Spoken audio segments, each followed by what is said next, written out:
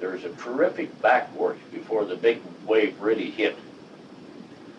And when it hit, you fill those buildings up plumb full. And then when the backwash pulled it back out again, the buildings just collapsed from the inside out. The water pressure just busted the walls out and down they went. And stirred them up, and then the boats, good-sized boats, 80, 90-foot boats, up through town, floating all over the place. I was going to mention, while I was running up the hill and looked over my shoulder, there was a power scow, about 85 to 90 foot, belonged to Alaska Packers Association, and it was orange and black. Now they draw around 9 foot of water. What is Dog Bay now used to have a solid piece of land across where they opened up a channel for boats. I saw that power scow go clear over the top of that thing. And when he did, when he landed on the other side, the old boy figured out where he was and he dropped anchor immediately.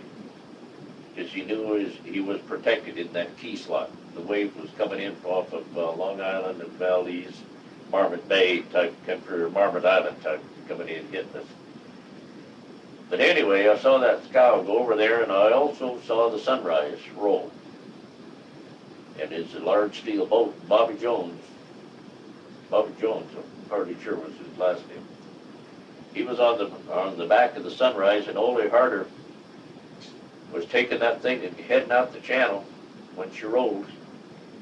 And the boat popped back up, and Bobby was no more to be seen. We never saw him since. Didn't find his body or nothing.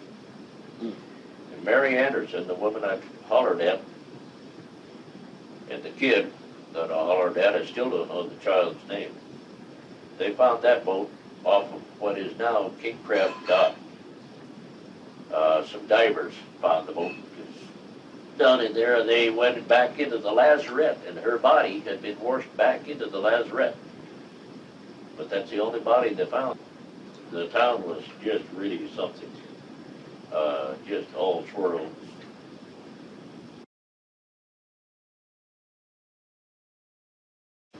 Like I say, I put the skiff in the water on the 27th of March, about 3 o'clock in the afternoon. And I went over and got aboard the ribbage. I was sitting in there, and I had these red deck boots on, and had a portable radio, and I set it up on the ribs of that boat, listening to the radio, and a boat went by and rocked the boat that I was in pretty good. And I thought, man, that guy's stupid going through the harbor that fast. Those waves are too big. About that time, AFRN, Armed Forces Radio Network, came on the air and said, everybody in Kodiak that could hear their voice, head for high ground. We just had a major earthquake, and we got a tidal wave headed our way. Well, pilings and buildings and all that stuff around the harbors dropped about 5.8 feet or something like that. I forget what it is now. But they dropped far enough that the ramps leading down to the docks from where you pull out, now they had walking ramps that led down to the docks. They fell away, and you couldn't get up on that dock. You couldn't get ashore. And when the tidal wave started coming in, there was 5 waves, as near as I can figure out. The third one was the worst and devastating wave of all. But this was during the first one, while the town was slowly filling up with water. I jumped out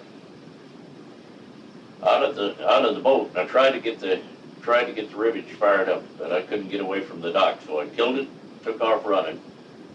It was an air start. I took off running because I knew where a skiff. I knew where his skiff was, and at that time you'd leave your keys and everything in your truck, your boats, everything. Houses unlocked, nobody would bother. So I made a run for that skiff, and when I went by, I'm running down the straddle the power lines, running down this dock and then jumping the crossbars. And I turned around and looked to see where my buddy was, About that time, the lines behind me twisted and shorted out and went biz whap. And I took off and I went by Mary Anderson's boat. It was a Kodiak boat, red and black with a little cape boat. I hollered down in the boat for her and the kid that she had with her, a young girl. And I didn't get any response, so I thought maybe she wasn't there.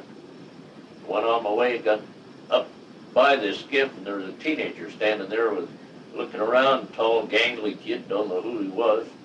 Told him to get in that skiff, and I thought that guy was going to go through the bottom. He jumped from where he was, clear out in the middle of that skiff. And that was quite a jump. So then I picked up John Eckhart, the little John Eckhart, it's called him. He used to be a trout fisherman up here. And there was, anyway, there was 5 of us. One ashore, and about where Marine Way hits up there by Town Base Road, where the only stoplight that's never worked, where it's at. I'd have reached up with that skiff. We went up through town, went across the bridge. And the bridge, the handrails, cement rails were just barely sticking out of the water. Pushing stuff, we started getting sucked up between the buildings. I was running the outboard, and another guy was steering. And I took an oar and shoved us, kicked us away from the building so that the flow of the water wouldn't suck us in there, because there was no place to go with that one. And the water was, at that point, was about 6 foot up the side of that building. So we hit up there on the street by Size Sporting Goods. I took a piece of line and threw it over a telephone line and tied a bowline in so the skiff could float up and down with the current or any cross currents. Then I took off up the hill. And it looked like there was just a pile of little kids' toys. When I turned around to look, it looked like a pile of little kids' toys in a bathtub that some kid had taken his hand and just swirled them all around in a great big circle. And about that time, that's when the boat harbor went dry. There was no water in the boat harbor. I saw it go dry. I saw the channel go dry. And I don't know where, there was a squirt of water come up out of that channel. It must have went 40 feet in the air, a big squirt of water, it looked like a fan, went up. The earth was still shaking at the time.